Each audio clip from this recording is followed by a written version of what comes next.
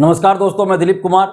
दोस्तों, बीपीएससी ने आगामी एमसीक्यू आधारित सभी परीक्षाओं में एक पांचवा ऑप्शन ई ऑप्शन लाने का फैसला लिया है, जिससे संबंधित एक नोटिस कल बीपीएससी ने जारी किया था। इससे पूर्व भी कुछ वर्षों तक बीपीएससी की परीक्षाओं में ई ऑप्शन हुआ करता था, पांचवा विकल्प ई हुआ करता था। लेकिन उस पांचवें विकल्प ई ऑप्शन में और अब जो व्यवस्था की गई है ई ऑप्शन, इन दोनों पांचवें विकल्प में अंतर है। इस चीज को समझना पड़ेगा। जब पहले ई ऑप्शन लाया गया था, उसमें ई ऑप्शन में दो ऑप्शन होते थे, इनमें से एक से अधिक सही, इनमें से कोई सही नहीं। ये दोनों ऑप्शन एक साथ ई ऑप्शन में हुआ करता था, जिसका कि हम लोगों ने विरोध किया था।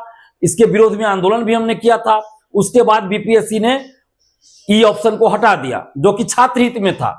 हम लोग के आंदोलन के बाद उस समय ई ऑप्शन को हटाया गया, क्योंकि उसमें विवादास्पद चीज था। इनमें से एक से अधिक सही, इनमें से कोई सही नहीं, दोनों ऑप्शन एक साथ था ई ऑप्शन में। इसलिए हम लोगों ने विरोध किया, तो ई ऑप्शन को बीपीएससी ने हटा दिया था। लेकिन अब जो ई ऑप्शन लाया गया है, पांचवा विकल्प ई ऑप्शन, ये अलग है, जिसकी मांग हम खुद कर रहे थे। 1.5-2 वर्षों से हम ये मांग कर रहे थे। सभी परीक्षाओं में, बीपीएससी, बीएसएससी, दरोगा सिपाही बहाली, सभी में हम ये मांग कर रहे थे। लेकिन चलिए, खुशी की बात है कि बीपीएससी ने इस व्यवस्था को लागू करने का निर्णय लिया है। तो सबसे पहले तो हम बीपीएससी को धन्यवाद देते हैं, क्योंकि अब जो ई ऑप्शन लाया गया है बीपीएससी के द्वारा, वो छात्र हित में है। छात्र हित मतलब ईमानदार छात्र हित में है। जो ईमानदारी से तैयारी करते हैं, ईमानदारी से परीक्षा देते हैं, वैसे छात्रों के, वैसे अभ्यर्थियों के हित में ये ई ऑप्शन है, जिसका कि हम स्वागत कर रहे हैं। हम खुद पिछले 1.5-2 वर्षों से इसके लिए प्रयासरत थे, संघर्ष कर रहे थे कि सभी बहाली में जहां ऑब्जेक्टिव क्वेश्चन होता है, वहां पे ई ऑप्शन हो, एक पांचवा विकल्प हो, जिसमें नॉट आंसर्ड या नॉट अटेम्प्ट का ऑप्शन हो। अगर किसी क्वेश्चन का आंसर हम नहीं देना चाहते हैं, तो गोला कोई ना कोई रंगना है, खाली नहीं छोड़ना। उसके लिए एक अलग से विकल्प दिया जाए, यानी पांचवा विकल्प दिया जाए। हम यही मांग कर रहे थे। क्योंकि अभी तक क्या होता है, आप लोग भी अभ्यर्थी बहुत सारे बताते हैं कि बहुत सारे अभ्यर्थी एग्जाम हॉल में क्या करते हैं, 10, 12, 15 क्वेश्चन रंग आए, बाकी सभी क्वेश्चन का गोला खाली छोड़ दिए कि बाद में हम सेटिंग कराएंगे, बाद में गोला रंगवाएंगे पैसा देकर और सेटिंग करवाएंगे। तो इसलिए हमने ये मांग किया था, और अभी भी कर रहे हैं सभी भर्ती आयोग से, कि एक पांचवा ऑप्शन होना चाहिए, जिसमें नॉट आंसर या नॉट अटेम्प्ट।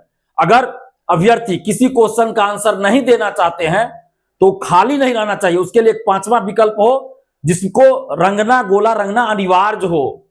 तो यही व्यवस्था बीपीएससी ने किया, जिसका हम स्वागत करते हैं। बीपीएससी को इसके लिए धन्यवाद देते हैं। और आप जितने भी अभ्यर्थी हैं, ईमानदारी से तैयारी करते हैं, आपके हित में है।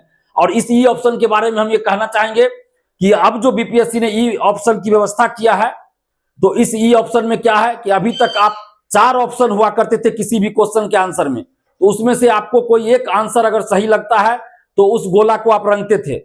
अगर आपको कोई आंसर उसमें नहीं देना है, किसी क्वेश्चन का आंसर नहीं देना है, किसी क्वेश्चन का आंसर आप नहीं जानते हैं, तो चारों गोला खाली छोड़ देते थे। लेकिन अब क्या करना होगा आपको, अगर किसी क्वेश्चन का आंसर आपको नहीं आता है, या आप आंसर नहीं देना चाहते हैं, कंफ्यूज है, या जो भी कारण हो, तो आपको अनिवार्य रूप से पांचवा ई विकल्प को रंगना पड़ेगा, गोला को। ये अनिवार्य है, ई ऑप्शन अनिवार्य है। या तो 4 में से किसी एक ऑप्शन को आप रंगिए, जो आपको सही आंसर लगता है। नहीं, अगर चारों में से कोई विकल्प आप आंसर के रूप में नहीं देना चाहते, आपको आंसर नहीं पता है, तो आपको पांचवा विकल्प ई ऑप्शन जो है, उसका गोला रंगना पड़ेगा। ये अनिवार्य है। नहीं तो फिर 1/3 आपका निगेटिव मार्किंग कटना शुरू हो जाएगा। 1/3 निगेटिव मार्किंग की व्यवस्था है, तो 1/3 आपका मार्क्स कट जाएगा। तो ये एक अच्छी व्यवस्था है, क्योंकि हजारों अभ्यर्थी ऐसा करते थे कि 10-15 गोला रंग दिया, बाकी छोड़ दिया कि बाद में हम सेटिंग करवाएंगे। और हम ये लगातार मांग कर रहे थे कि अलग से एक ऑप्शन दिया जाए पांचवें विकल्प के रूप में, जिसमें नॉट आंसर या नॉट अटेम्प्ट वाली बात हो।